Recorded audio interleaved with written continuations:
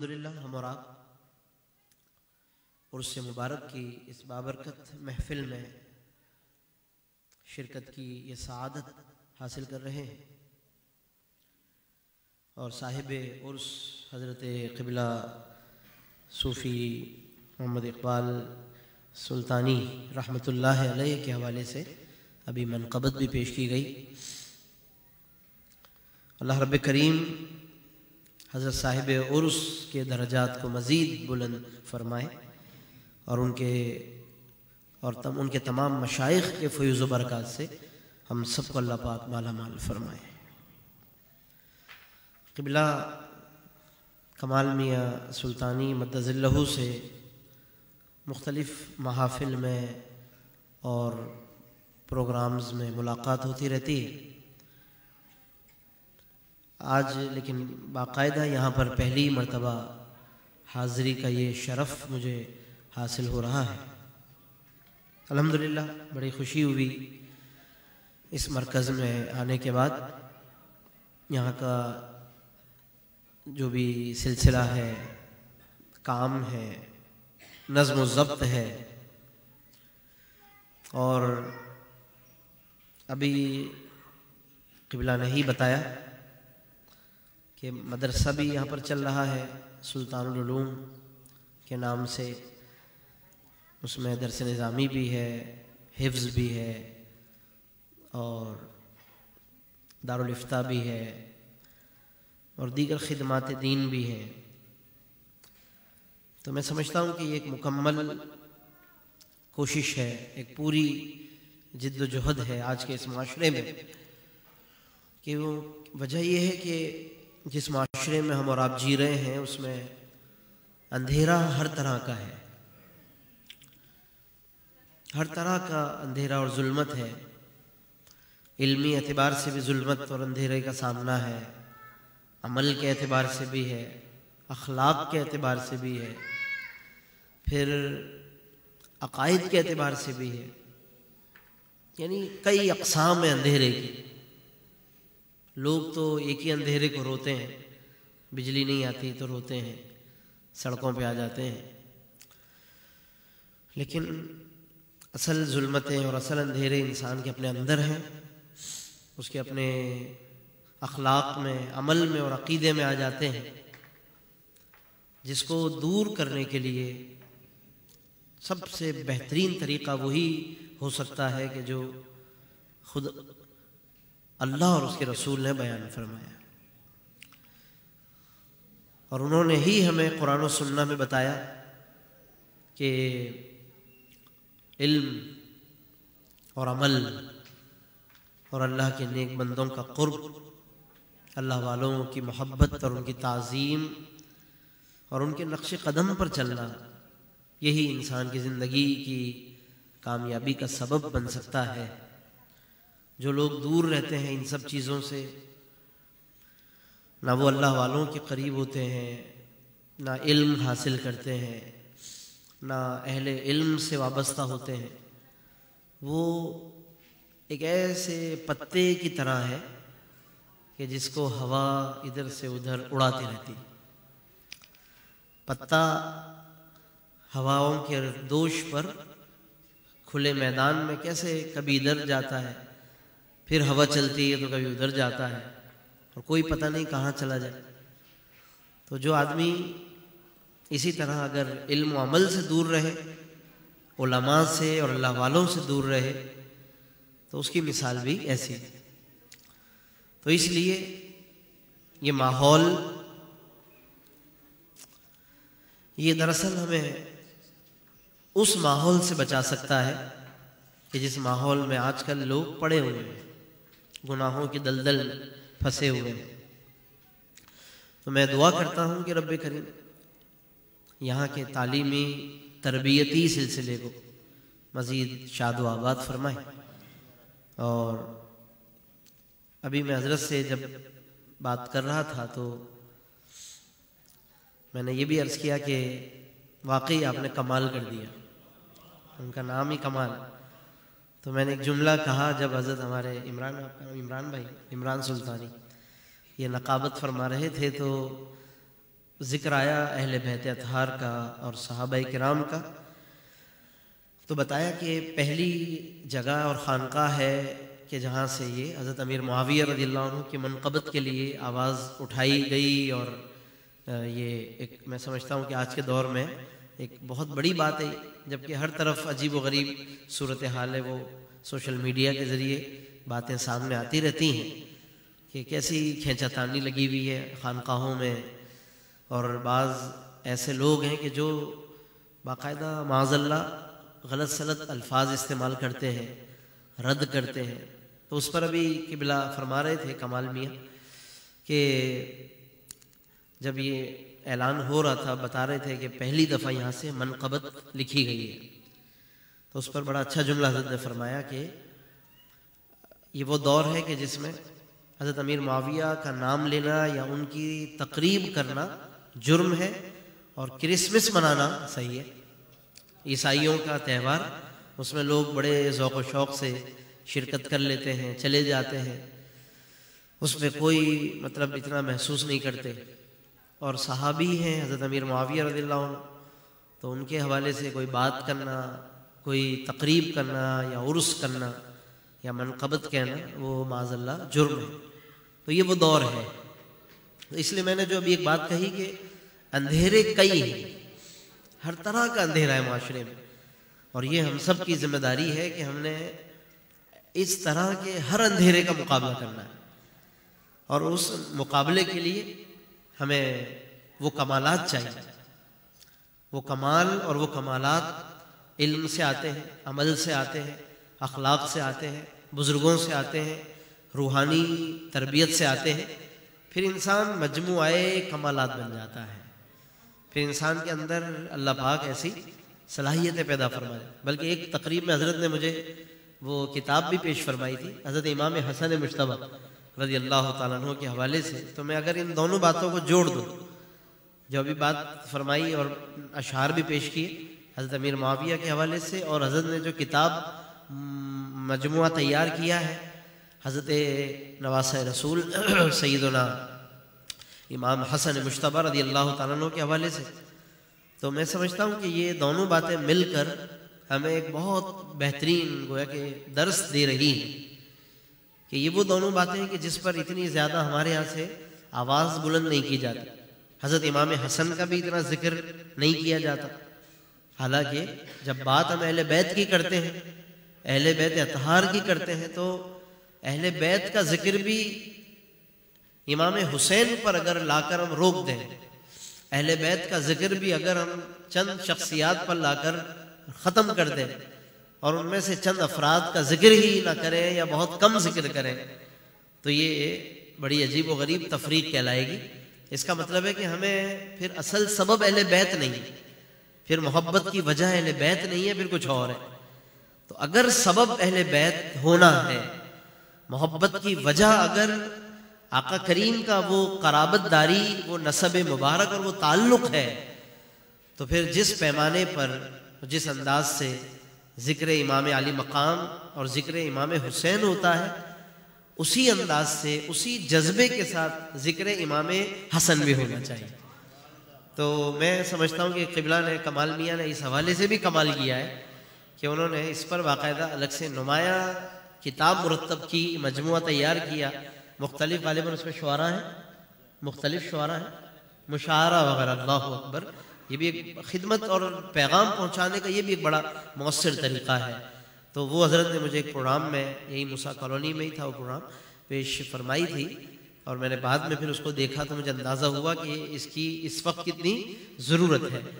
اچھا، اب یہ بات میں نے اس لیے عرض کی، امام حسن اور حضرت امیر معاویہ کا جو ذکر ابھی ہوا، اور ان دونوں کے اندر قبلہ کمال میاں کا جو کمال ہے، تو یہ بات اس لیے میں نے عرض کی کہ خاص بڑا ربط ہے، بڑا، کیونکہ امام حسن وہ ہے کہ جنہوں نے حضرت امیر معاویہ سے صلح فرمائی، اور صلح کر کے باقاعدہ ان کو خلافت جو کہ حکومت بنی وہ باقاعدہ انہیں سپرد فرما دی۔ تو اب بتائیے کہ اگر حضرت امیر معاویہ حضرت امام حسن کے نزدیک اور ان کے دل میں قابل بغض ہوتے، قابل رد ہوتے، قابل لعن طعن ہوتے تو معاذ اللہ حضرت امام حسن تو نواسہ رسول ہے نا. کیسے ہو سکتا ہے کہ بھائی ایک نواسہ تو حق بات کہنے میں بہت جرأت مند ہو کربلا میں، اور ایک نواسہ ذرا حق بات کہنے میں ذرا لوگوں کا لحاظ کرتا ہو؟ یہ کیسی عجیب بات ہے. ان دونوں کی پرورش آقا کریم نے فرمائی ہے، ان دونوں کی پرورش آغوش فاطمہ میں ہوئی ہے، ان دونوں کی پرورش حیدر کرار نے فرمائی ہے. تو جو فیض حیدر کرار نے امام حسین کو عطا کیا، وہی فیض حیدر کرار نے مولا حسن کو بھی عطا فرمایا. تو یہ ایسا نہیں ہے کہ جناب وہ جو کربلا میں اترے ہیں انہوں نے تو بالکل ڈٹ کر جناب مقابلہ کیا، لیکن امام حسن نے ذرا حکمت سے اور مصلحت سے کام لیا اور انہوں نے ذرا وقتی طور پہ گزارا کر دیا. ایسی معاذ اللہ کوئی بات نہیں ہے. یہ وہ لوگ تھے کہ جو کسی قسم کی ایسی چیز کے مصلحت وغیرہ کے قائل نہیں تھے، بلکہ جو تربیت ان کی فرمائی گئی ہے اس کے مطابق یہ جس چیز کو حق سمجھتے تھے اس کو بغیر کسی کا خوف کیے سب کے سامنے اس حق کی حقانیت بیان فرمایا کرتے تھے. تو ادھر ہمارے نزدیک امام حسین بھی حق پر ہے، اور ادھر امیر معاویہ کے سامنے امام حسن بھی بالکل اپنے موقف پر یعنی صلح فرمانے میں حق پر ہے. اور صلح جب کر لی تو اس کا مطلب ہے کہ ہم اہل سنت و جماعت اور پوری امت کے لیے ایک بہت بہترین پیغام دے دیا انہوں نے کہ یہ وہ شخصیت ہے کہ جن کی دل کے اندر تعظیم ہونی چاہیے، احترام ہونا چاہیے. اور صلح کا مطلب ہی یہی ہوتا ہے. صلح کرنے کا مطلب ہے کہ بات ایک ہو گئی ہے، اب ان کے ساتھ بیٹھنا اٹھنا آنا جانا وہ معاملات بحال ہیں. دشمن سے جنگ ہوتی ہے نا، تو حضرت امام حسن اگر ان کو دشمن سمجھتے تو جنگ جاری رکھتے، بھلے شہید ہو جاتے امام حسین کی طرح.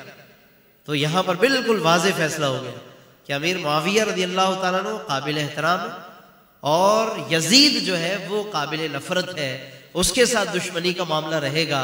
وہاں امام حسین نے فیصلہ کر دیا، یہاں امام حسن نے فیصلہ فرما دیا ہے. تو یہ مطلب وہ ایسا مسئلہ نہیں ہے کہ جس کو آج کے دور میں اٹھایا جائے. آج کے دور میں لوگوں کو سوشل میڈیا پر، فیس بک پر، واٹس ایپ پر سوالات کیے جائیں کہ بتاؤ تم کس کے ساتھ ہو، بتاؤ جی آپ کس کے ساتھ ہو، بتاؤ آپ کے نزدیک کون حق پر ہے کون. یہ کوئی آج کا ریفرینڈم کا مسئلہ نہیں ہے، یہ کوئی آج کے دور کے الیکشن کا مسئلہ نہیں ہے. یہ تو برس پہلے، صدیوں پہلے شہزادوں نے مسئلہ حل فرما دیا ہے. یہ برسوں پہلے شہزادوں نے مسئلہ حل کر دیا ہے. جو شہزادہ جس کے ساتھ ہے ہم بھی اسی کے ساتھ، یعنی جو جس کے خلاف ہے ہم اس کے خلاف ہے، جو جس کے ساتھ ہے وہ اس کے ساتھ ہے.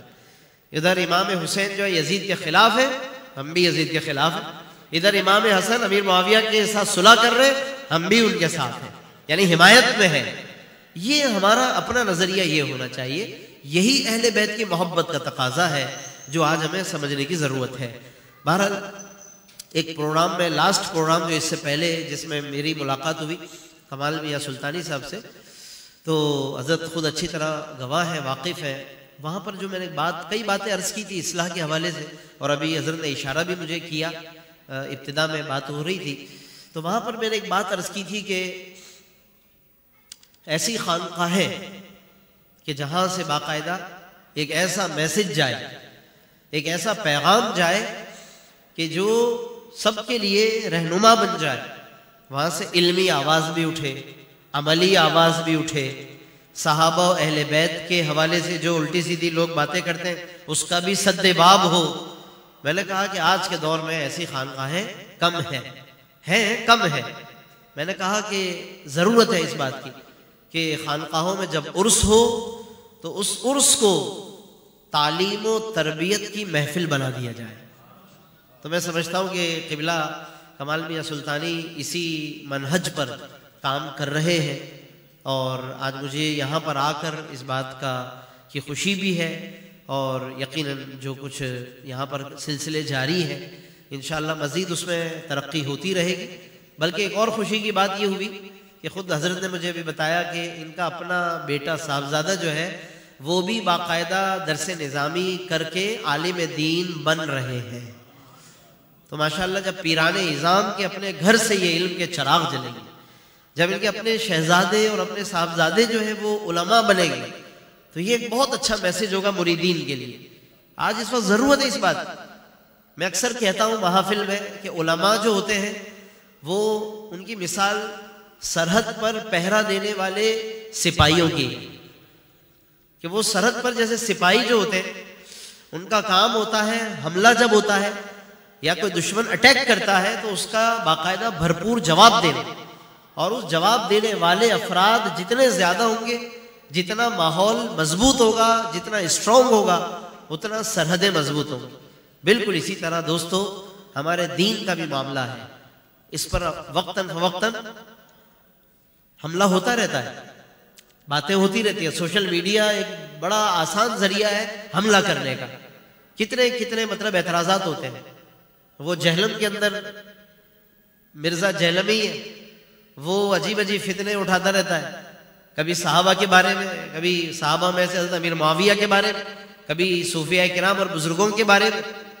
اور بالکل بات کرنے کا جو اسٹائل ہے، اس کا انداز ہے، وہ بالکل عامیانہ، جیسے آج کے دور کے لوگوں کے بارے میں کوئی بات کر رہا ہو، یا جیسے داتا صاحب اور خواجہ اجمیری اور حضرت عبد القادر جیلانی جو ہے وہ ان کے گلی محلے کے رہنے والے لوگ ہوں، تو اس طرح گلی محلے کے لوگوں کے بارے میں آدمی بات کرتا ہے، اپنے ساتھ بیٹھنے والوں کے بارے میں بالکل اس طرح بدتمیزی اور بد تہذیبی کے ساتھ بات کرنے کا اس کا اپنا ایک انداز ہے. حالانکہ انسان کم سے کم اپنے ماں باپ کے لیے بھی تمیز کے الفاظ استعمال کرتا ہے، اپنے بوڑھوں کے لیے، بزرگوں میں بھی وہ جو صرف بوڑھے ہوتے ہیں ان کے لیے بھی احترام کرتا ہے. جبکہ ہم تو جن بزرگوں کی بات کر رہے ہیں وہ صرف بزرگ نہیں بلکہ وہ اللہ کے نیک بندے ہیں، وہ اولیاء ہیں. ہاں، ان کی کتابوں میں اگر کوئی ایسی بات نظر آتی ہے کہ جو قابل اعتراض نظر آ رہی ہے، انسان مومن کے بارے میں حسن ظن رکھے. یہ ہمارا دین ہمیں کہتا ہے. صاحب ایمان کے بارے میں حسن ظن رکھو، اچھا گمان کرو، اور کوئی تعویل کرو، یعنی کوئی ایسی بات آپ کریں کہ بھائی ان کی کتاب میں ایسی بات آ گئی ہے، اور چونکہ وہ اللہ کے نیک بندے تھے، ان کی شہرت اچھی ہے، ہر صدی میں ان کا ذکر ہوتا رہا ہے، اور اب ان کی کتابوں میں یہ بات نظر آ رہی ہے جو میں نے تحقیق سے نکالی ہے. تو لیکن تعویل اس کی یہ ہے کہ ہو سکتا ہے کہ یہ باتیں کسی نے بعد میں ملا دی اور وہ بزرگ ان کا دامن اس سے پاک ہو. آپ ایسی بھی تو کوئی بات کر سکتے ہیں. یہی اسی طرح کی بات آپ کے اپنے بارے میں کوئی کہہ دے تو آپ کا مرید اور آپ کا شاگرد فوراً تعویلیں کرے گا، کہے گا نہیں نہیں نہیں، ہمارے حضرت ایسا نہیں کر سکتے تھے، ہمارے حضرت پاک ہے. نہیں نہیں نہیں، وہ آپ کو غلط فہمی ہوئی ہوگی، نہیں یہ اور وہ. یہ انسان کا مزاج ہے.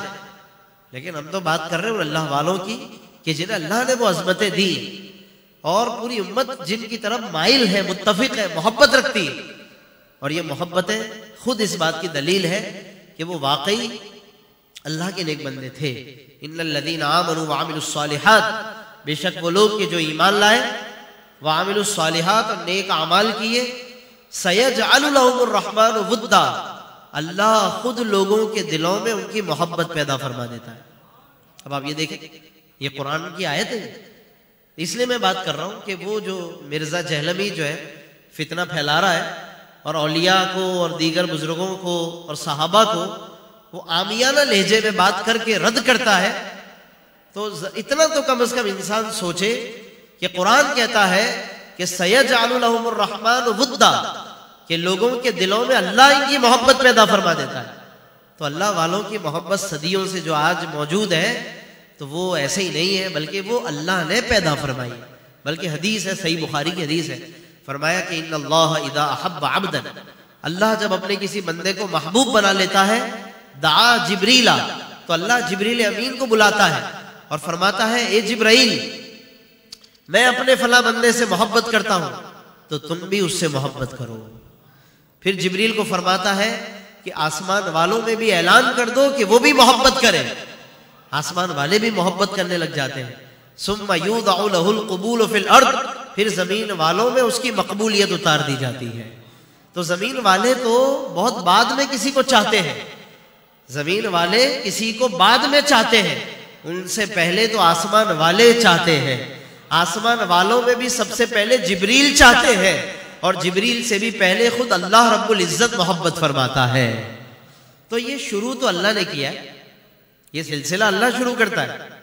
اس لیے یہ خواہ کا مقابلہ کرنا، خواہ یہ بدتمیزیاں کرنا، اولیاء اللہ کے بارے میں بدگوئی کرنا، بد زبانی کرنا اور ان کو براہ راست نشانہ بنانا، یہ اس وقت معاذ اللہ اپنا یعنی سمجھ لیں کہ شہرت کے لیے، اپنی جھوٹی شہرت بنانے کے لیے اگر کوئی سمجھتا ہے کہ میں اس طرح کی حرکتیں کروں تو اس سے بڑی کوئی محرومی نہیں۔ شہرت کے لیے اور بڑے طریقے پڑے ہوئے دنیا میں بھائی، آپ کوئی دنیاوی کام کر لیں، خواہ دینی معاملات میں اندر فتنہ کرنا اور اندر آ کر شخصیات کو لتاڑنا اور پرانے گزرے ہوئے بزرگوں کے بارے میں اس طرح لان تان کرنا، تو یہ اس وقت مطلب فتنہ پھیلانے کے سوا کچھ نہیں۔ بہرحال سوشل میڈیا، فیس بک، واٹس ایپ، انٹرنیٹ، یہ فتنوں کی ایک آماج گاہ بنا ہوا ہے، فتنوں کا مرکز بنا ہوا ہے۔ اور بات یاد رکھیے گا کہ اللہ کے نبی صلی اللہ علیہ وسلم نے بہت پہلے یہ بات فرما دی تھی، حضور علیہ السلام نے فرمایا ان للفتن وقفات وبعثات، فرمایا کہ فتنوں کے کچھ وقفے آئیں گے جہاں پر لگے گا کہ فتنہ تھم گیا، فتنہ رک گیا، یہ لیکن وقفہ آئے گا، خالی بریک ٹائم، جیسے وقفہ ہوتا ہے نا، بریک ہوتا ہے 15 منٹ 20 منٹ 1 گھنٹے آدھے گھنٹے کا، فرمایا یہ وقفہ ہوگا خالی، فتنہ تھمے گا نہیں، فتنہ رکے گا نہیں۔ آگے فرمایا وبعثات، بلکہ فرمایا فتنوں کی کچھ اٹھانے ہوں گی، یعنی پھر فتنے سر اٹھائیں گے، پھر وقفہ آئے گا، پھر فتنہ سر اٹھائے گا، بس اسی طرح یہ امت میں رہے گا۔ اب بتائیے آپ، ایک طرف فتنہ کے بارے میں، فتنوں کے بارے میں اللہ کے نبی صلی اللہ علیہ وسلم اتنی واضح خبریں دے رہے اور فتنوں کے بارے میں پہلے سے آگاہ کر رہے، کتنے سارے فتنے جن کے بارے میں حضور نے بتا دیا، اور آج ہم سوشل میڈیا کے ذریعے یا ویسے بھی معاشرے میں دیکھ رہے ہیں۔ تو جب فتنے اتنے بڑھ جائیں اور سرحدیں غیر محفوظ ہونے لگے تو آپ اندازہ کریں کہ اس وقت ان سپاہیوں کی کتنی ضرورت ہے کہ جو پہرا دیتے ہیں اور جو ہر اعتراض کا جواب دیتے ہیں اور ان اعتراضات کے جواب کے لیے محنت کرتے ہیں، 10 سال، 12 سال، 15 سال، 10 سے لے کر 15 سال تک محنت ہوتی ہے، تو تب کہیں جا کر ایک اچھا مستند عالم تیار ہوتا ہے۔ میں اکثر یہ بات کہا کرتا ہوں کہ علماء کی قدر بھی کرو، بلکہ اپنے گھروں میں ایسے علماء پیدا کرو، علماء اپنے درمیان لے کر آؤ، اپنی محفلوں کو اس سے آباد کرو، اپنے گھروں خاندانوں کو، کیونکہ آج کا دور انتہائی سنگین دور ہے، حساس دور ہے، نازک دور ہے، انسان کا ایمان خطرے میں، عقیدہ خطرے میں، عمل خطرے میں، اور اس کے خاندان خطرے میں ہے، جس میں ہر طرف فتنے سر اٹھا رہے ہیں۔ اللہ کے نبی نے واضح طور پر جو آپ نے ابھی حدیث سنی کہ فتنے سر اٹھاتے رہیں گے، وقفہ آئے گا پھر فتنہ سر اٹھائے گا۔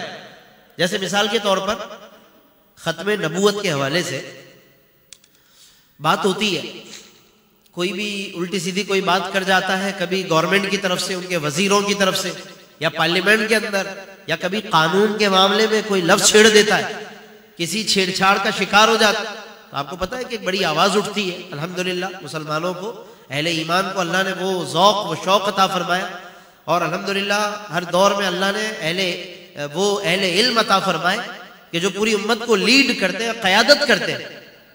آپ دیکھیں کہ حضرت پیر مہر علی شاہ صاحب گولڑوی رحمۃ اللہ تعالی علیہ، تاجدار گولڑا، اور پھر حضرت سیدی اعلیٰ حضرت امام احمد رضا خان رحمۃ اللہ تعالی علیہ، حضرت جناب علی سیدنا شاہ محمد عبدالعلیم صدیقی رحمۃ اللہ تعالی علیہ، جناب حضرت مولانا عبدالستار خان نیازی رحمۃ اللہ تعالی علیہ، حضرت قائد ملت اسلامیہ امام انقلاب علامہ شاہ احمد نورانی صدیقی رحمۃ اللہ تعالی علیہ، اور ابھی ہمارے اپنے اسی دور میں بالکل ہمارے سامنے کی مثال حضرت قبلہ شیخ الحدیث حافظ خادم حسین رضوی صاحب رحمۃ اللہ تعالی علیہ۔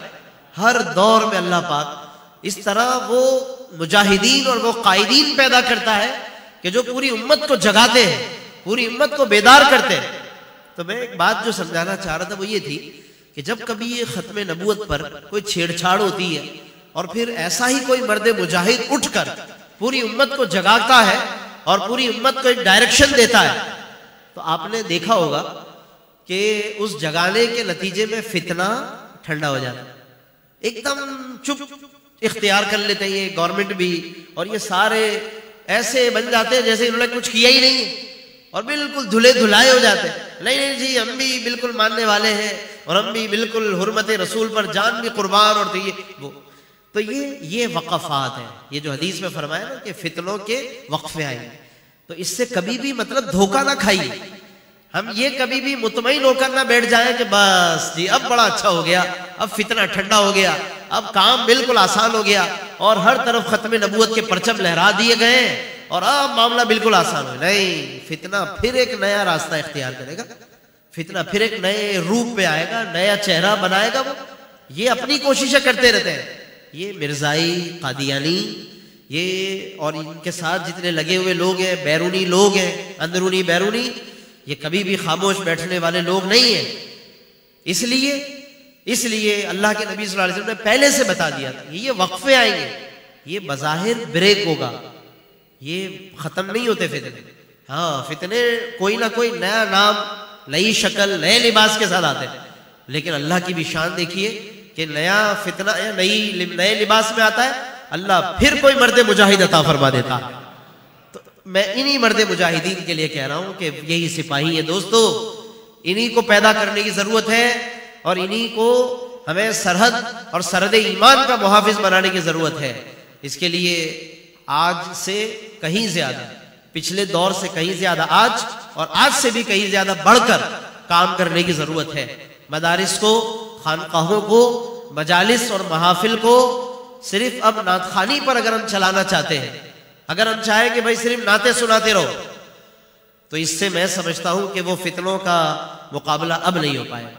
اگر آپ سمجھتے ہیں کہ صرف 1 2 3 4 گھنٹے تک میں نعت خوانی کروں, ثواب ضرور ملے گا آپ کو, وہ بھی بشرطے کہ ان آداب کے ساتھ ہو, تمام تقاضوں کے ساتھ ہو, اور جو بھی اس کے تقاضے ہیں, اس کا ظاہر ہے یہ موضوع نہیں ہے میرا اس وقت, لیکن بہرحال اس کے تقاضے اور آداب ہیں, اس کے ساتھ وہ ثواب ملے گا نعت خوانی کا. لیکن اگر آپ سمجھ رہے کہ میں یہ نعت خوانی کر کے اور میں جناب یہ اپنا ایک مشن بنا کر 10 منٹ اس محفل میں پڑھا, 10 منٹ اس محفل میں پڑھا, ادھر سے پیسے سمیٹے, ادھر سے پیسے سمیٹے, ہر جگہ سے 10-15 جگہ سے پیسے بنائے, اور میں جناب دین کا بڑا کام کر رہا ہوں, اس وقت محفلیں کرنا, جگہ جگہ نعت خوانی خالی کرتے رہنا, اور ہم سمجھ رہے ہیں کہ میں دین کا بڑا کام کر رہا ہوں اور دین کی تعمیر و ترقی کر رہا ہوں, تو یہ میں سمجھتا ہوں کہ آج کے اس دور میں یہ کوئی ایسا حوصلہ افزا میں سمجھتا ہوں تصور نہیں کہلائے گا کہ ہم یہ سمجھیں کہ ہم واقعی بس یہ کافی ہے جو ہو رہا ہے. یہ صرف اب جھومنے سے بات نہیں بنے گی, صرف چند نعرے لگانے سے کام نہیں بنے گا, صرف چند گھنٹے مسلسل نعتیں پڑھ دینے سے کام نہیں بنے گا.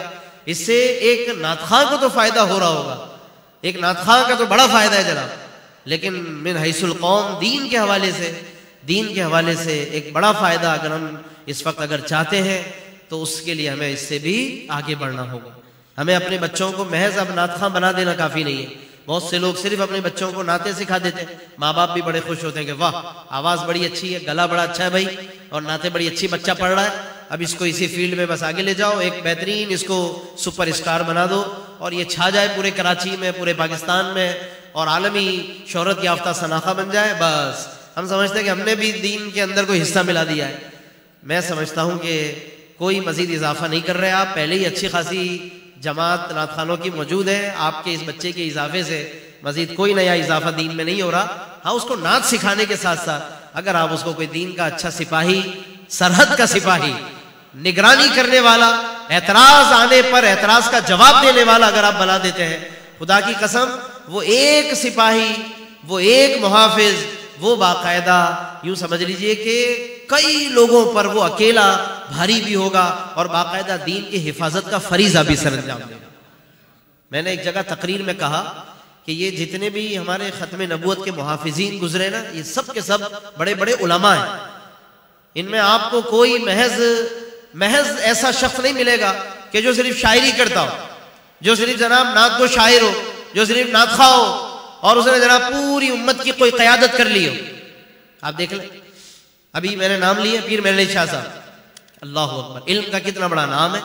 سیدی اعلیٰ حضرت, وہ تو اللہ اکبر نام, علم ہی کا نام ہے. وہ نعتیں لکھی ہیں مگر علم پہچان بنی. امام احمد رضا فاضل بریلوی نے اپنی پہچان علم اور عشق رسول کو بنایا. تنہا عشق رسول یعنی تنہا نعتیں نہیں لکھی اعلیٰ حضرت رحمۃ اللہ تعالی علیہ. علامہ قائد ملت اسلامی علامہ شاہ احمد نورانی علامہ شاہ عبد العلیم صدیقی قبلہ حافظ خادم حسین رضوی صاحب شیخ الحدیث تھے، وہ تو باقاعدہ حدیث پڑھایا کرتے تھے، بخاری پڑھایا کرتے تھے، اور اللہ نے اس مرد مجاہد سے ختم نبوت کا کام لیا۔ اور ابھی جب یہ معاملہ ہوا تحریک لبیک کا، اور اس میں جو اس معاملے کو بنایا، صحیح کیا، صلح کروائی اور معاملے کو ٹھیک کیا، تو آپ سب جانتے ہیں مفتی اعظم پاکستان قبلہ مفتی منیب الرحمان صاحب، وہ بھی عالم۔ مطلب یہ علماء اس وقت اپنا بہترین کردار ادا کر کے، کام کر کے، وہ مجاہدانہ کام بھی انجام دے رہے ہیں، خدمات بھی انجام دے رہے ہیں۔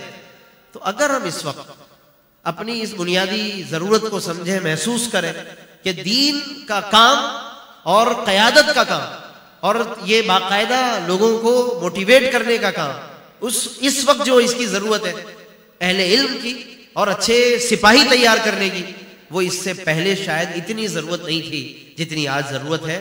اس لیے میں آپ کے سامنے ایک حدیث بیان کر رہا ہوں، وہ ضرور آج کی اس محفل کا پیغام سمجھ کر اپنے ساتھ ضرور ہم سب لے کر جائیں، میں بھی، آپ سب بھی، کہ حضرت عبداللہ ابن مسعود رضی اللہ تعالیٰ عنہ کو حضور نے فرمایا، یعنی اس کے اندر 5 باتیں ہیں، جن میں سے فرمایا کہ ان 4 میں سے کوئی ایک بات اختیار کرو، 5ویں اختیار نہ کرنا۔ یہ ہے وہ سمجھنے والی بات۔ ارشاد فرمایا کہ اغدو عالم، تم صبح کرو تو اس حال میں کہ تم عالم ہو، تمہاری صبح اس حالت میں ہو کہ تم عالم ہو، یہ پہلی بات ہوگی۔ دوسری بات فرمایا او متعلم، یا تم صبح کرو تو اس حالت میں کہ تم طالب علم ہو۔ 2 باتیں ہو گئی۔ اس کے بعد تیسری بات او محبا، فرمایا کہ یا پھر تم صبح کرو تو اس حالت میں کہ تمہارے دل میں علم کی محبت ہو۔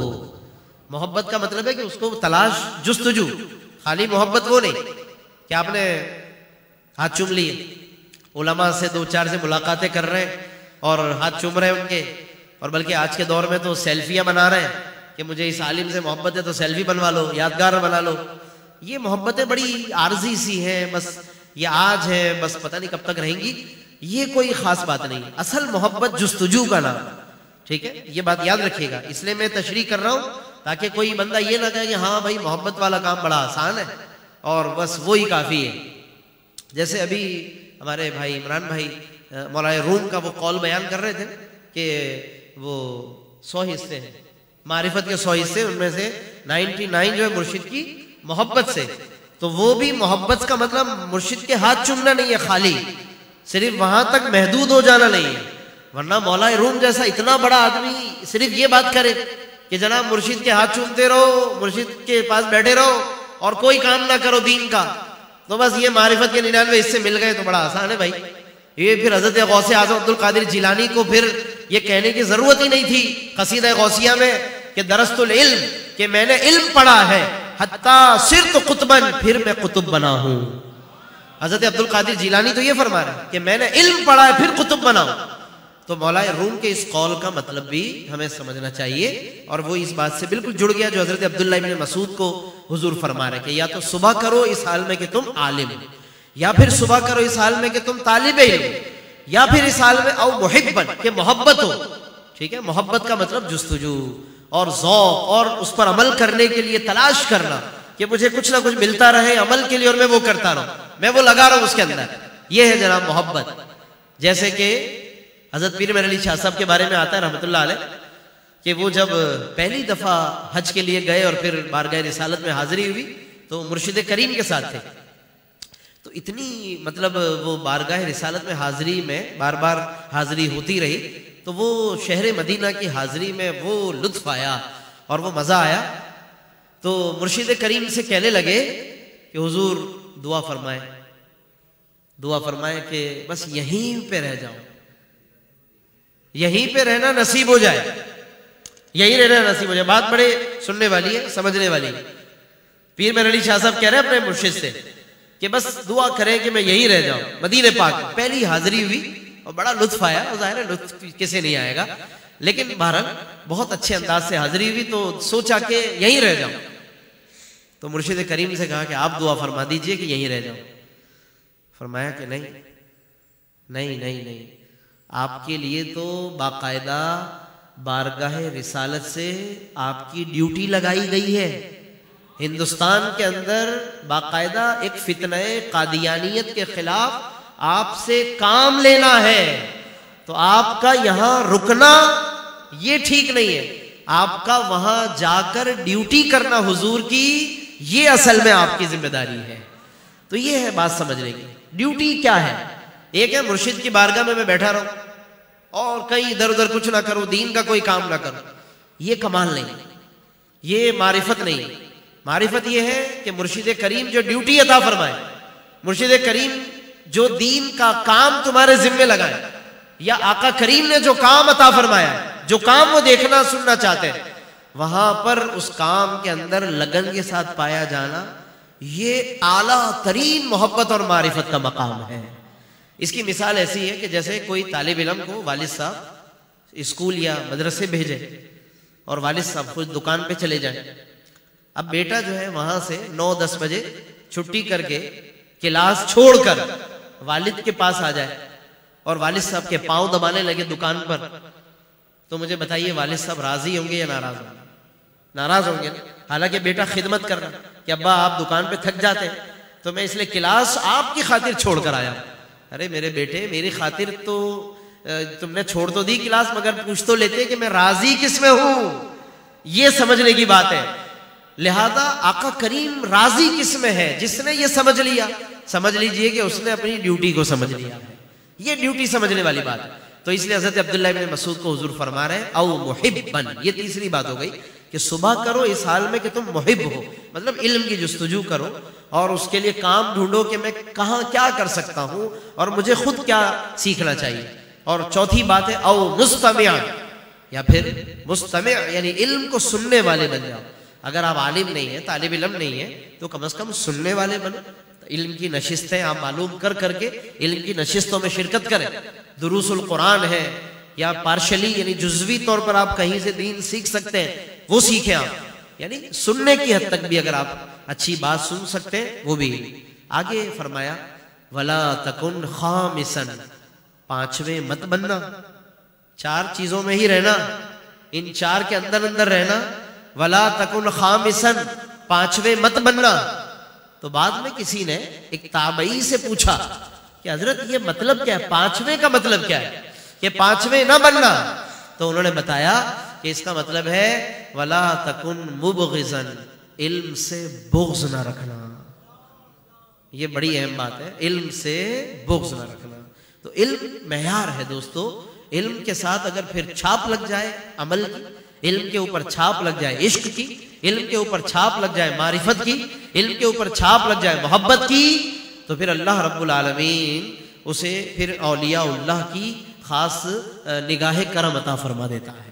یہ ہمارے جتنے اولیاء گزرے ہیں، جتنے کاملین گزرے ہیں، یہ باقاعدہ صاحبان علم ہوا کرتے تھے. ان کے اپنے علمی خانقاہیں ہوتی تھی، علمی تربیت کی اور علمی سلسلے ہوا کرتے تھے.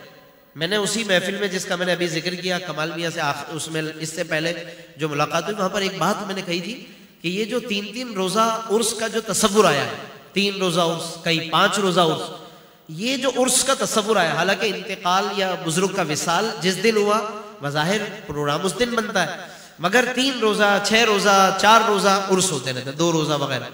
اس کا جو اصل مقصد اور تصور تھا وہ یہ تھا کہ تاکہ دور دور سے جو لوگ آتے ہیں اور باقاعدہ ٹھہر بھی جاتے ہیں، دور سے آنے والے مختلف علاقوں سے سفر کر کے آتے ہیں، تو ان 3 دن ٹھہر کر سفر سے آئے ہیں تو یہاں قیام کر کے وہ 3 دن صبح سے لے کے دوپہر تک، دوپہر سے لے کے شام تک، پھر شام پھر رات مختلف نشستوں میں مختلف تربیت حاصل کر سکیں.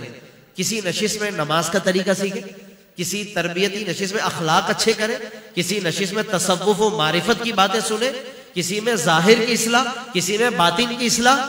یہ سارے کام تہجد کے لیے اٹھا دیا جائے. اشراق ہو، چاشت ہو، اوابین ہو، صلاۃ التسبیح ہو، نماز کے ارکان، فرائض، واجبات، آداب، مستحبات، یہ خانقاہوں میں سکھا کر 3 روزہ عرس کو بھرپور طریقے سے ایک ایسا عرس منایا جائے. یہ بعض خانقاہوں میں کہیں کہیں اب نظر آنے لگا ہے. لوگ اب اس پر باقاعدہ میں نے نوٹ کیا ہے کہ سوچنے لگے ہیں، ورکنگ کرنے لگے ہیں. اور کچھ اس طرح کی علمی مجالس بھی اب ہونے لگی ہیں، ورنہ بہت ساری جگہوں پر ایسا سلسلہ آپ کو نظر نہیں آئے گا. نہیں کرتے، کچھ بھی نہیں کرتے، بس وہ محفل سما کر لیتے ہیں. 3-4 دن جناب وہ مسلسل محفل سما ہو رہی، لنگر بن رہا ہے، آ رہے ہیں، کھا رہے ہیں، اور ماشاء اللہ سے مسلسل ضیافت ہو رہی ہے. اور 3 دن تک اچھا خاصا کھانا تناول فرما کر لوگ جناب اپنے اپنے گھروں کو رخصت ہو جاتے ہیں. کیا سیکھا، کیا حاصل کیا؟ فیوز و برکات اپنی جگہ، اس سے انکار نہیں ہے. صاحب مزار کا فیض برکت وہ اپنی جگہ ہے، میں اس کی بات نہیں کر رہا. لیکن اپنے عملی زندگی میں آقا کریم کے دین پر اتنا مشکل وقت آیا ہوا ہے، اس دین کے لیے کیا کیا آپ نے، کیا سیکھا، کوئی پتہ نہیں. تو اس لیے ہم نے آراس کو، بزرگوں کے آراس یعنی عرس کی محافل کو، اپنے گھروں میں آپ لوگ جو تقریبات کرتے ہیں ان تقریبات کو بالکل مفید بنائیے. ٹھیک ہے، میں اپنے دوستوں کو بھی اب تو باقاعدہ کہا کرتا ہوں. ایک دوست نے مجھ سے رابطہ کیا، کہنے لگے کہ حضرت وہ میں محفل کر رہا ہوں تو آپ بھی اس میں چاہتا ہوں کہ آپ آئیں. میں نے کہا اچھا کیا کرنا ہے اس میں؟ کہنے لگے دعا کرنی ہے آپ نے. میں نے کہا بیان تقریر؟ کہہ رہے نہیں بس صرف نعت خوانی ہے. میں نے اس میں جو ہے تقریباً 10-15 نعت خواں بلائے ہیں اور میں صرف نعتیں چاہتا ہوں، تو باقاعدہ بس آپ دعا فرما دیجیے گا. میں نے کہا بھائی آپ بے شک مجھے کوئی پیسے نہ دیں، میں بغیر پیسوں کی تقریر الحمدللہ کر لیتا ہوں. اب اگر آپ ڈر رہے ہیں کہ 15 نعت خوانوں کے پیسوں کا انتظام ہو گیا ہے، 16ویں کا نہیں ہو رہا، میں کچھ نہیں لوں گا. لیکن میرے بھائی ہاتھ جوڑتا ہوں، ان 15 میں سے کوئی 2-4 کو کم کر دو، وہ ایک ہی جیسی سارے مل کے نعتیں پڑھیں گے اور اچھے خاصے پیسے لے کے جائیں گے. ایک تقریر اللہ کے بندے کروا دو تو تھوڑی کوئی 2-4 باتیں اصلاح کی ہو جائیں گی. مگر مطلب حیران کی ہوتی ہے نا، بہت سے ایسے لوگوں کا ذہن عجیب و غریب ہے کہ وہ نہیں سمجھتے ان باتوں کو. آج کے اس دور میں بھی جب اتنا اس وقت ضرورت ہے کہ کوئی اصلاح کی بات سنے، تو بہرحال پھر ان کو آہستہ آہستہ سمجھ میں آئی باتیں اور ان کو تھوڑا بہت اصلاح ہوئی ان کی. تو میرے دوستو بات یہ ہے کہ تقریبات ہم کریں، بالکل کریں، لیکن اس کو بھی ہم مفید بنائیں، فائدہ مند بنائیں. گھنٹوں ہم علاقوں میں تنگ گلیوں میں بلند مائکوں کے ساتھ مسلسل لگے رہتے ہیں اور رات کے 2-2 ڈھائی بجے تک اسی ساؤنڈ اور اسی والیوم کے ساتھ لگے پڑے رہتے ہیں، اور نہ کسی کو سمجھ میں آ رہا ہے نہ کچھ ہو رہا ہے. اور برابر والے اطراف والے لوگ بھی پریشان ہو رہے ہوتے ہیں. یہ کوئی آقا کا عشق نہیں ہے، کوئی دین نہیں ہمارا. یہ نہ کبھی یہ دین میں اس طرح کلچر رہا، نہ ہمارے بزرگوں نے کبھی ایسا کیا. یہ بات میں واضح کہہ رہا ہوں، نہ کبھی اعلیٰ حضرت نے اس کو کہا کیا، نہ پسند کیا، نہ اور کبھی ہمارے صوفیہ نے ایسا پسند کیا. یہ لوگ باقاعدہ وہ کام کرتے تھے جس سے قوم کو اور امت کو فائدہ ہو. تو اس لیے ان کاموں کی طرف ضرور آ جانے کی ضرورت ہے. اور بس آخری بات، اس پر میں اپنی تقریر کو ختم کر رہا ہوں. میرا درمیان میں ارادہ تو تھا کہ میں مختصراً ہی عرض کروں گا، کیونکہ صبح ہمیں بھی پھر وہ مدرسے میں درس نظامی پھر پڑھانا بھی ہوتا ہے. لیکن بات سے بات ماشاءاللہ یہ اچھے خاصے ٹاپکس میرے سامنے ہی آ گئے. ابھی جیسے عمران بھائی نے جو کچھ اناؤنسمنٹ بھی کی اس میں بھی کچھ باتیں آئیں، کچھ کمال بھی ایسے جو باتیں ہوتی رہی، وہ سب مل ملا کر موضوع کافی وسیع ہو گیا، اس لیے بات کافی طویل ہو گئی. آخری بات میں ایک بات عرض کر کے نصیحت ہے. حضرت بزرگوں میں سے ایک بڑے صوفی بزرگ ہیں حضرت شقیق بلخی رحمۃ اللہ تعالی علیہ، صوفیہ میں بہت بڑا نام ہے آپ کا. انہوں نے ایک بڑی نصیحت آموز بات فرمائی ہے، بس انہی کی بات کہہ کر اور عرض کر کے اپنی بات کو مکمل کر رہا ہوں. فرماتے ہیں کہ طلبت خمسا فوجدت فی خمس. فرماتے ہیں کہ میں نے 5 چیزیں تلاش کی تو ان کو میں نے 5 چیزوں میں پایا. 5 راز 5 چیزوں میں پایا. اب آگے اب دیکھیں ترتیب سے فرماتے ہیں کہ طلبت ترک الذنوب، کہ میں نے گناہوں کو ترک کرنے کو تلاش کیا کہ گناہوں کی عادت کو کیسے چھوڑا جائے. اچھا یہ بزرگوں کی عاجزی ہے، ظاہر وہ اللہ کے نیک بندے تھے، لیکن یہ ایک عاجزی ہے، تربیت کا انداز ہے، لوگوں کو تربیت کر رہے ہیں. تو کبھی کبھی وہ اپنی طرف نسبت کر دیتے ہیں اس طرح کی چیزوں کی، تو وہ ان کا اپنا ایک انداز ہے اور عاجزی ہے ان کی. فرماتے ہیں کہ طلبت ترک الذنوب، میں نے گناہوں کو ترک کرنے کو تلاش کیا. فوجدت فی صلاۃ الضحیٰ، تو میں نے فرماتے یہ راز چاشت کی نماز میں پایا ہے. یہ ہر بزرگ کا اپنا ایک تجربہ ہوتا ہے، صوفیہ کے اپنے اپنے تجربات ہوتے ہیں. ان کو کوئی نہ کوئی راز اللہ عطا فرما دیتا ہے کسی چیز میں. حضرت شقیق بلخی کو جو راز ملا وہ انہوں نے بتا دیا. نماز چاشت جس کو بہت سے لوگ ادا نہیں کرتے یا نہیں کر پاتے، کہ گھر سے نکلنے کا وقت ہے، جاب پہ چلے گئے ہیں 12 8 بجے 8:30 9 بجے جب سورج تھوڑا چڑھ جاتا ہے، روشنی اچھی ہو جاتی ہے چمکدار قسم کی، تو آپ اس وقت 2 رکعت یا 4 رکعت ادا کر لیں جیسے ٹائم ملے. روزانہ نہ صحیح تو کم سے کم چھٹی والے دن ہی کر سکتے ہیں. تو 12 زوال سے پہلے تک ادا کر لیں تو چاشتی. تو حضرت شقیق بلخی فرماتے ہیں کہ میں نے یہ راز صلاۃ الضحیٰ میں پایا ہے، چاش کی نماز میں. اچھا، اس کے بعد پھر دوسری بات فرماتے ہیں کہ طلبت ضیاء قبور، میں نے قبر کا اجالا تلاش کیا. میں نے قبر کا اجالا تلاش کیا تو یہ کہاں ملا؟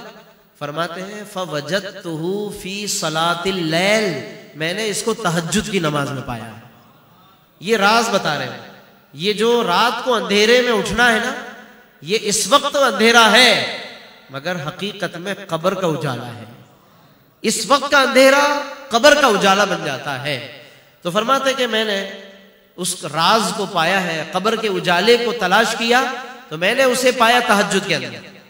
اور آج کل تو تہجد پڑھنا یوں آسان ہے کہ سردی کی راتیں ہیں، لمبی راتیں ہیں، دن چھوٹے ہیں. حضور فرماتے ہیں کہ سردی جو ہے موسم بہار ہے مومن کے لیے، کہ دن چھوٹے ہوتے ہیں تو بندہ مومن روزہ رکھ سکتا ہے، اور راتیں لمبی ہوتی ہے تو تہجد ادا کر سکتا ہے. اللہ کے نبی صلی اللہ علیہ وسلم تو ہم سے تہجد کی امید لگا رہے ہیں اور امتی فجر بھی نہ پڑھے. آقا تہجد کی امید لگائیں اور امتی کے پاس فجر پڑھنے کا بھی وقت نہ ہو. کتنا مطلب عجیب معاملہ ہوگا یہ. کم از کم سردی کے موسم میں اگر فجر چھوٹ رہی ہے نا تو اس سے بڑی کوئی محرومی نہیں ہوگی. اتنی طویل رات آپ کو ملے پھر بھی فجر نہ پڑھ پائے تو اس سے بڑی کیا محرومی ہو سکتی ہے. تو بہرحال یہ سمجھنے کے لیے اشارہ کافی ہے. تو بہرحال مزید فرماتے حضرت شقیق بلخی رحمۃ اللہ علیہ فرماتے کہ تیسری بات، 5 میں سے تیسری بات فرماتے ہیں کہ طلبت سؤال نکیر، میں نے منکر نکیر کے سوالوں کا جواب ڈھونڈا کہ وہاں آسانی کیسے ملے گی. طلبت سؤال نکیر، میں نے منکر نکیر کے سوالوں کو تلاش کیا تو کہاں پایا؟ فرماتے ہیں فوجدتہ فی تلاوت القرآن، میں نے اس کو تلاوت القرآن میں پایا ہے. یہ بھی عادت آج کل کم ہوتی جا رہی ہے کیونکہ لوگ زیادہ تر اپنے اپنے کاموں میں مصروف رہتے ہیں، موبائل فون ہے اس میں زیادہ لگے رہتے ہیں، تو اس لیے تلاوت کی عادتیں بھی بہت کم ہوتی جا رہی ہے، چھوٹ رہی ہے لوگوں سے. اس لیے اس کو بھی قابو کریں، اس عادت کو کوشش کریں، تلاوت کی کثرت کریں. تھوڑا بہت روزانہ کی عادت ہونی چاہیے. بچوں کی بھی عادت بنائیے اور جتنا ہو سکے پڑھیے. اچھا، اس کے بعد چوتھی بات فرماتے ہیں کہ طلبت عبور صراط، میں نے پل صراط سے گزرنے کو تلاش کیا کہ پل صراط سے کیسے گزروں. طلبت عبور صراط، میں نے پل صراط سے گزرنے کو تلاش کیا. فوجدتہ فی کثرت الصدقات، میں نے اس کو صدقات کی کثرت میں پایا ہے. اللہ اکبر. صدقات دیا کریں، صدقات کی کثرت کیا کریں. لوگوں کے ظاہر حالات بھی ایسے ہی ہیں تو اقربا میں، رشتہ داروں میں اور ادھر ادھر بہت سے ایسے لوگ ملیں گے جو بیان نہیں کرتے، ہمیں پتہ نہیں ہوتا تو ڈھونڈا کریں. رشتہ داروں میں پوچھا کریں، پتہ کیا کریں کسی کے ذریعے سے، تاکہ وہاں تک بھی ہم چھوٹا موٹا جو حسب توفیق حسب استطاعت صدقات کیا کریں. تو اس کے ذریعے فرمایا اللہ پل صراط آسان فرما دے گا. اور 5ویں بات اور آخری بات ارشاد فرمایا کہ طلبت ظل العرش، میں نے عرش کا سایہ تلاش کیا. کیا خوبصورت باتیں میں کہتا ہوں. یعنی پوری بات یہ ہو گئی نا، دنیا سے لے کر چلے ہیں وہ اور عرش کے سائے تک لے گئے ہمیں. دیکھیں کتنی خوبصورتی سے لے گئے 5 جملوں کے اندر. فرماتے ہیں کہ طلبت ظل العرش، میں نے عرش کا سایہ تلاش کیا. فرماتے ہیں کہ فوجدتہ فی الخلوۃ، میں نے اس کو تنہائی میں پایا ہے. جتنا ہم لوگوں میں ٹائم گزارتے ہیں، لوگوں کے بیچ میں، گیدرنگ میں، آؤٹنگ میں، ہوٹلنگ میں، گپے لگانے میں اور ادھر ادھر ہنسی ہلا غلہ شور شرابہ، اسی میں جو دل لگا رہتا ہے ہمارا، یہ دلوں کو مزید سخت کرتا ہے.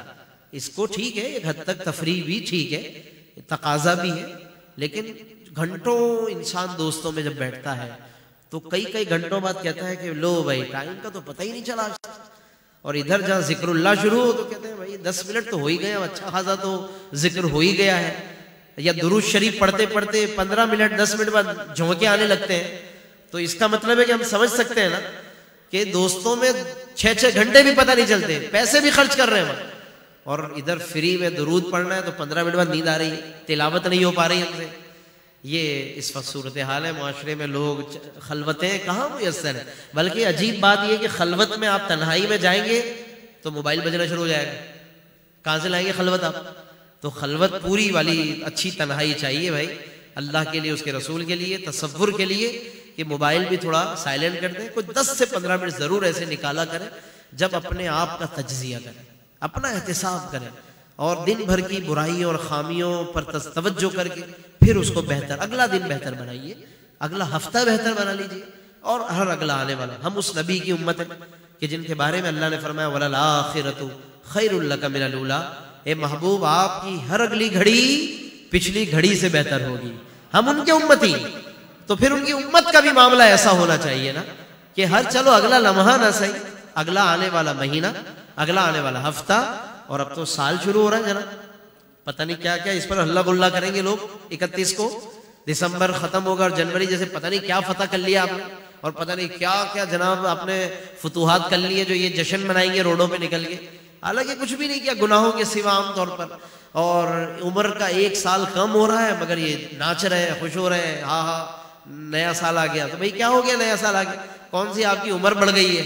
عمر جن کاموں سے بڑھنی تھی، برکت ہونی تھی، وہ کام تو کیے نہیں آپ نے۔ تو یہ بس رسم کے سوا کچھ نہیں، یہود و نصارہ کی پیروی کے سوا کچھ نہیں ہے۔ کرسمس کا معاملہ جیسے آیا وہ بھی رسم کے سوا کچھ نہیں۔ تو بہرحال یہ آخری جملہ خاص طور پہ یاد رکھیے کہ طلبت ظل العرش، میں نے عرش کا سایہ تلاش کیا، فوجدتہ فی الخلوۃ، میں نے اس کو تنہائیوں میں پایا ہے۔ کوشش کیجئے کہ کچھ تنہائیاں بھی میسر ہوں، پھر ان میں لو لگائیے آقا کریم سے، اللہ اکبر۔ وہ توجہ حضور فرمائیں گے، وہ توجہ فرمائیں گے کہ جو کافی دیر تک ہجوم میں رہنے سے بھی صحیح معنی میں وہ حاصل نہیں ہو پاتی ہے۔ تو اس لیے یکسوئی بھی ہم پیدا کریں، قرب الہی کی بھی کوشش کریں، اللہ والوں کی محبت کا مطلب بھی سمجھنے کی کوشش کریں، اور جو یہاں کا پیغام ہے ماشاءاللہ دربار سلطانی ہے، کوشش کریں ترک دنیا کنی تا سلطان شوی۔ حضرت سلطان میاں رحمۃ اللہ علیہ کی نظر کر رہا ہوں یہ شعر، اور حضرت سلطان سمنا کے لیے شعر گویا کہ کہا گیا ہے۔ حضرت سلطان مخدوم جہانگیر اشرف سمنانی، سلسلہ اشرفیہ کے بانی حضرت سلطان جہانگیر اشرف سمنانی نے جب بالکل جوان عمری میں اپنی سلطنت کو انہوں نے چھوڑ دیا، تخت شاہی کو چھوڑا ہے، اور وہ جناب تصوف اور روحانیت کے راستے پر چلے ہیں، مطلب 15-16 سال کی عمر میں حضرت مخدوم اشرف سلطان جہانگیر اشرف سمنانی وہ سلطنت کو چھوڑ رہے ہیں جو اپنے والد سے ان کو ملی تھی، وہ چھوڑ کر جناب معرفت اور روحانیت کے راستے پر چلے، اور علم اور عمل، عالم بھی بنے، عارف بھی بنے، سب چیزوں کو جمع کیا۔ ان کے لیے کہنے والوں نے کہا ہے کہ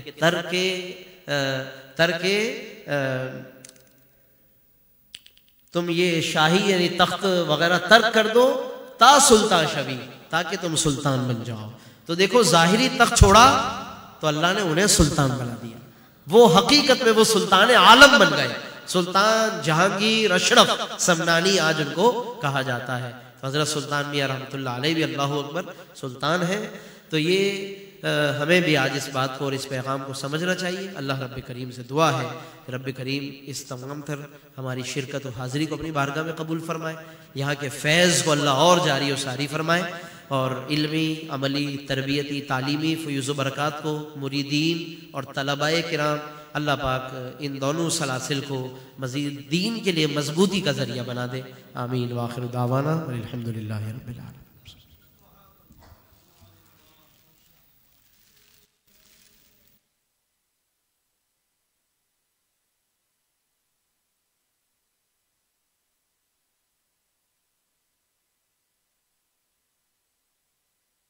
من الشيطان الرجيم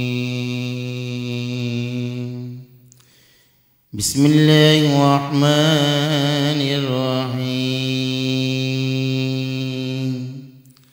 ألا إن أولياء الله لا خوف عليهم ولا هم يحزنون الذين آمنوا وكانوا يتقون سبحان ربك رب العزة عما يصفون وسلام على المرسلين والحمد لله رب العالمين. الفاتحة. نظر حق بندگی سجدہ بعدا بے تمام پیش سرکار دو عالم ہیں درود اور سلام. چار یاراز عبا ماں بکی اولاد رسول اور ازواج نبی بعدہ ہر دو آمام. جملہ صحاب و امام و ولی مجتہدین پیشوائے دو جگہ ہیں یہی حضرات کرام. خاک پاؤں شہ جیلان و شہ اجمیری شاہ قطب و شہ بابا شہ صابر و نظام. حضرت شاہ صحاب علا نور و سبحان. حضرت شیر زمان ہیں میرے سلطان و امام. شاہ سلطان کے پیارے ہیں جمیل اور کمال. ان کے وابستہ دامن رکھیں شاد و مدار. الحمدللہ رب العالمین والصلاة والسلام علی سید المرسلین. ربنا تقبل منا انکا انت السمیع العلیم وتب علینا انکا انت التواب الرحیم. الہ العالمین یا ارحم الراحمین یا ارحم الراحمین. مولا کریم جو کچھ بھی یہاں پر عرس کی اس محفل عنہما کو پیش کرتے ہیں قبول و منظور فرما. اور مولا کریم یا ارحم الراحمین یا ارحم الراحمین ہم جس دربار میں حاضر ہیں اس دربار کے تمام ہی مشائخ کو مولا کریم پیش کرتے ہیں قبول و منظور فرما. مولا کریم بالخصوص پیر طریقت حضرت قبلہ سلطان میاں رحمت اللہ تعالی علیہ اور آپ کے خلیفہ حضرت صوفی اقبال میاں رحمت اللہ تعالی علیہ کو پیش کرتے ہیں قبول و منظور فرما. مولا کریم یا رحم الرحمین بزرگوں کے درجات کو بلند فرما اور ان کے طفیل سے مولا کریم ہم سب کی مشکلات کو آسان فرما. مولا کریم ان کے وسیلے سے اور ان کی برکتوں سے مولا کریم یا رحم الرحمین اس مرکز کو مزید شاد و آباد فرما. اور یہاں سے مولا کریم تعلیم و تربیت اور تعلیم و تعلم اور علم و عمل اور عشق رسول صلی اللہ علیہ وسلم کے کام کو مزید ترقی عطا فرما. مولا کریم یا رحم الراحمین ہمارے محترم و مکرم قبلہ کمال میاں سلطانی مدد ذلہ کو اور دیگر جو آپ کے ساتھ وابستگان ہیں معاونین و منتظمین ہیں ان سب کو برکت عطا فرما. ان سب کو جزائے خیر عطا فرما. جتنے بھی یہاں پر لوگ آئے ہوئے ہیں حاضر ہیں مولا کریم سب کو عرس پاک کی برکتیں عطا فرما. اور مولا کریم یا رحم الراحمین اس وقت جو ضرورت ہے معاشرے میں کام کی دین متین کے مضبوطی کے لیے اس کے لیے ہمیں اچھے رجال کار اور افراد عطا فرما اور ان افراد کو تیار کرنے کی ہمیں بھی سعادت عطا فرما. مولا کریم یا ارحم الراحمین ہمارے اس وطن کی حفاظت فرما. ہم سب کے علم و عمل میں ایمان میں روحانیت میں برکت عطا فرما. بزرگوں کی نگاہ کرم اور فیوز و برکات عطا فرما. صاحبان مزار کی نگاہ کرم عطا فرما. ہر بری گھڑی برے وقت اور فتنے سے محفوظ فرما. ہمارے دین و ایمان اور اخلاق و اعمال کی حفاظت فرما. مولا کریم یا ارحم الراحمین یا ارحم الراحمین ہماری سب کی حاضری اور دلی مرادیں صاحب عرس کے برکت سے تمام دلی مرادیں جائز تمنائیں مرادیں پوری فرما. جتنے لوگ بیمار ہیں انہیں شفا عطا فرما. مولا کریم جن کے گھروں میں پریشانیاں ہیں پریشانیاں دور فرما. اور مولا کریم جس نے جس دعا کے لیے درخواست کی یا تمنا کی ہے مولا کریم سب کی تمناؤں کو پورا فرما اور ہماری دعائیں سب کے حق میں قبول فرما. یا رب بالمصطفیٰ بلغ مقاصدنا واغفر لنا ما مضى يا واسع الكرم. ان الله وملائكته يصلون على النبي يا ايها الذين آمنوا صلوا عليه وسلموا تسليما.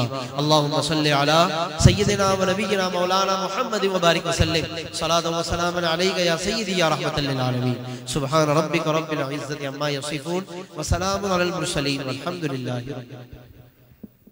ببركة اللهم عليه يصلون على النبي يا أيها الذين آمنوا صلوا عليه وسلموا تسليما اللهم صل على سيدنا محمد وآله وعترته بعدد كل ما من طب قلوب دوائها وافر أبدان وشفاعها ونور الأبصار وضيائها وعليه وصحبه وسلم تسليما دائما أبدا كثيرا كثيرا سبحان ربك رب العزة عما يصفون والسلام على المرسلين والحمد لله رب العالمين لا إله إلا الله. هذا شيء پیش کی جائے.